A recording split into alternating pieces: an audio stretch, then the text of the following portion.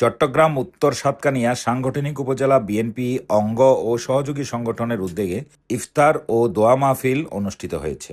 সন্ধ্যায় উপজেলার কেরানীহাটে অবস্থিত একটি রেস্টুরেন্টের হলরুমে এই ইফতার ও দোয়া মাহফিলের আয়োজন করা হয়।